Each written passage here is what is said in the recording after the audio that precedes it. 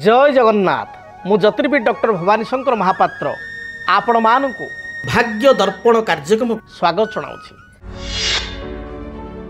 अनेक समय देखा दिए व्यक्ति विशेष विवाह रे विलंब होता है। अनेक चेष्टा करी मध्य विवाह रे विलंब हुए। विवाह प्रस्ताव बारंबार भांगी थाए। विवाह प्रस्ताव भांगिबार कारण कौन? बारंबार विवाह प्रस्ताव पड़ी भांगिबार कारण कौन जदि आमे जानिबा। जातकरे लग्नर सप्तम भाव होची विवाहर भाव। सप्तमाधिपति बा सेवेंथ लॉर्ड होचंती जीवन साथी बा लाइफ पार्टनर अधिपति। जदि जातकरे सप्तम स्थान रे मंगल रही थांती, जदि जातकरे सप्तम स्थान रे मंगल शनि एकत्र थांती या आहुरी असुविधा कथा।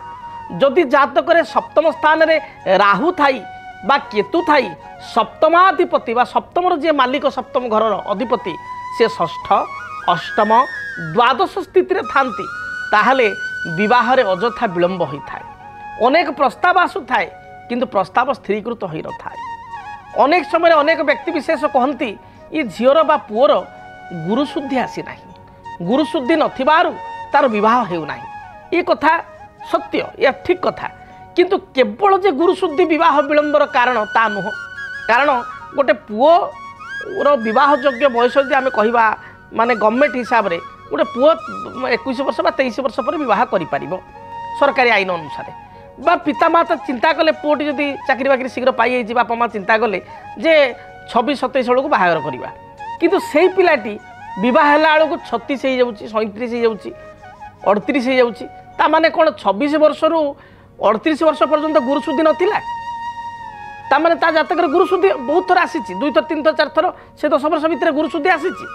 किंतु गुरुशुद्धि केवल थिले मध्य जातकर जदि ग्रहरिष्ट रही बा जातकर ग्रहंकर अवस्थिति खराब अच्छी, ताहले अजथा विवाह विलंब हेबो। एक कथा मध्य कहा जाए। केवल गुरुशुद्धि के देखा जीव नाही। गुरुशुद्धि तो कहा जाए जे जीव द्वितीय धन धान्य भोगी सुतार्थ वित्त नवपंचकेशु जामित्र स्वस्थ विपुलाच लक्ष्मी एकादशे सर्वशुभम ददाति। बृहस्पति जदि जन्म राशि ठारू द्वितीय रे आपणकर पंचम रे सप्तम रे नवम रे एकादश रे अछंती, ताल तो गुरुशुद्धि। तेणु बहुत समय जातक भी चली था गुरुशुद्धि था, किंतु दशा जदि समर्थन करू न थाए, महादशा जहाँ खराब चली थाए दशा किंबा जातक ग्रह स्थिति ही खराब थाए, ताहले अजथा विवाह रे विलंब होता है। एवं आउ एक सूत्र मध्य कहा जाए जे सप्तमे स्थिते भौमे द्वादश स्थिते भौमे सप्तम स्थिते सौरी द्वादश स्थिते सौरी सप्तमे स्थिते राहु द्वादश स्थिते राहु विवाहम प्रतिबंधकम। प्रतिबंधक माने कौन? विवाह हो पारिबनी सेमती कथा नुह। विवाह हेबो किंतु विलंबर हेबो। एवं अनेक जगह विवाह प्रस्ताव स्थिर हो भांगी जाए। तापई आमे विशेष करी देखो मंगल दोष। जदि जातक जनक लग्न रे मंगल, द्वितीय रे मंगल, चतुर्थ रे मंगल, सप्तम रे मंगल, अष्टम रे मंगल, द्वादश रे मंगल थाए, ताले विवाह प्रस्ताव पड़ी भांगी जीवार यथेष्ट जोग रही थाए। तेणु विवाह जदि आपण जातक विलंब होउछि बा आपण विवाह योग्य बयस हो जाइछि, 3-4 वर्ष 5 वर्ष होलानी आपण बहुटे खोजुचंती बा झीओटे खोजुचंती पुओ पाइका, बा झीओटी आपणकर अछि विवाह योग्य हो जाइछि, गोटे भल ज्वाइंटे आपण खोजुचंती, 3-4 वर्ष 5 वर्ष होलानी मन लाखी ज्वाइंटे मिलू नाही, परिवारटे बंधु घरटे मिलू नाही, ताहले आपण गोटे छोटिया प्रतिकार करंतु। प्रतिकार स्वरूप गौरी शंकरंकर व्रत अर्थात शिव पार्वतींकर व्रत आपण निश्चय करंतु। 16 सोमवार व्रत झील को करने को कहतु। 16 सोमवार गौरी शंकर अर्थात शिव पार्वती को दर्शन एवं पूजन करिवो, व्रत करिवो एवं शिवों उद्देश्य 16 सोमवार व्रत मध्य करिवो। देखिए विवाह रे जो विलंब होउछि ता दूरीभूत हेबो। से भली ब्रह्मज्येष्ठी वृक्ष जहाँ कई गाँ गहले ब्राह्मण झाटिया गछ कही, ये वृक्ष को आपण कुंडरे लगाई चंदन सिंदूर दीप धूप एवं आपण जदि हलदी रंगर फूल दे प्रत्येक दिन पूजा करेंगे, ताहले विवाह रे जदि कौन कारण अजथा विलंब होउछि से विलंब मध्य दूरीभूत हेबो। आउ एक छोट प्रतिकार लाल किताब हिसाब रे आपको कहबी, कौन पूर्णमी दिन बा प्रत्येक पूर्णिमा कार्य करेंगे। प्रत्येक पूर्णिमा कले भल, 21 गोटी पूर्णमी भितर जदि कार्य करेंगे ताले एक अचूक प्रतिकार निश्चय बाहागर हो 21टा पूर्णिमा भितर हाएस्ट बहुत लोकंकर देखा जाइए 7टी 8टी 9टी पुण्या भितर बाहागर हो जाइए। तेणु कौन करेंगे ना आपण पूर्णिमा दिन शिवं को जाई शिव मंदिर दर्शन करेंगे। किछि दुदुरा फूल अति कम 7टा धला दुदुरा फूल शिवलिंग गोत्र नाम अर्पण करेंगे।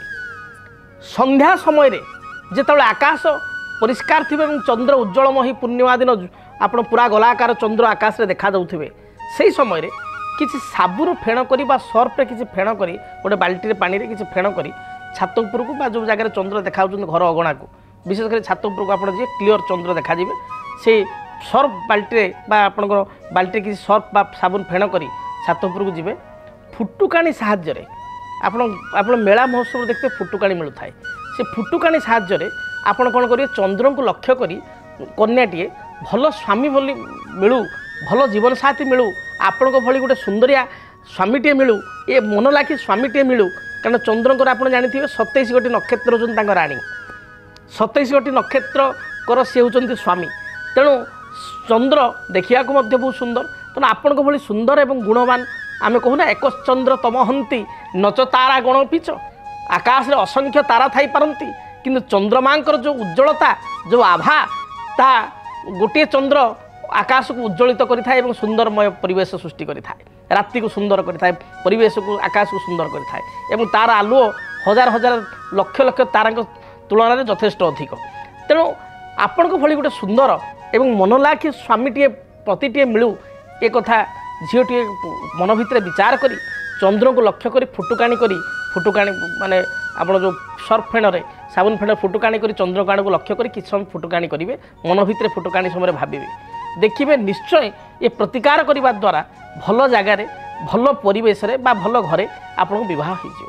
जदि आपणक जीवन में व्यक्तिगत पारिवारिक समस्या कर्मक्षेत्र नियुक्ति वैवाहिक समस्या वास्तुदोष एवं माली मकदमा आदि समस्या थाए ताहेले समस्यार समाधान और परामर्श पाई आमको जोगाजोग करंतु।